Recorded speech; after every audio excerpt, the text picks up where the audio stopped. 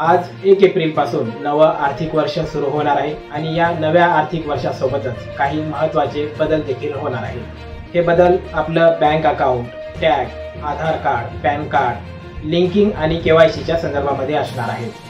अर्थमंत्री निर्मला सीतारामन यांनी 1 फेब्रुवारी रोजी केंद्रीय अर्थसंकल्प सादर केला आणि या अर्थसंकल्पामध्येच 1 एप्रिल 2025 पासून मध्यमवर्गीयांसाठी इन्कम टॅक्समध्ये मोठी सवलत आणि अशाच प्रकारचे काही महत्त्वपूर्ण बदल देखील होणार आहेत अशी माहिती त्यांनी दिली होती। ती आजपासून लागू होणार आहे।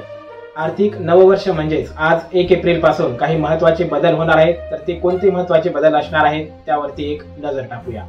आता 12 लाखापर्यंतचं उत्पन्न टॅक्स फ्री होणार, म्हणजेच 12 लाखापर्यंतच्या उत्पन्नावर 1 रुपयाही टॅक्स भरावा लागणार नाही।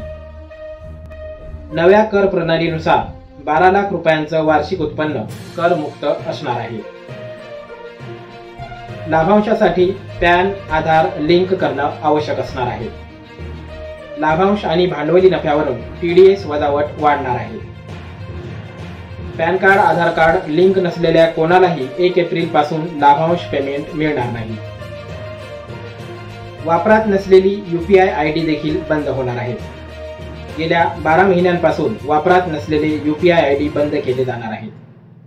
फसवणूक आणि घोटाळे रोखण्यासाठी नियमात बदल होणार आहे। म्युच्युअल फंड डीमॅट खात्यासाठी नवीन नियम असणार आहेत। KYC आणि नॉमिनीच्या माहितीची पुन्हा पडताळणी करावी लागेल। हॉटेल, रेस्टॉरंट सेवांवर 18% GST लागणार आहे। 7,500 रुपये प्रति दिवस दर आकारणाऱ्या हॉटेल्स आणि रेस्टॉरंट सेवांवर 18% GST लागू होणार आहे। 1 एप्रिल 2025 पासून खात्यात किमान शिल्लक राखणं आवश्यक असेल। खात्यात किमान रक्कम नसल्यास ग्राहकांना दंड भरावा लागेल। पॉझिटिव्ह पे सिस्टीमची सुरुवात होणार आहे।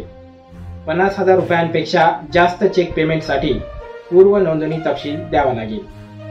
तर अशा प्रकारचे काही महत्त्वपूर्ण बदल 1 एप्रिल 2025 पासून लागू होणार आहेत।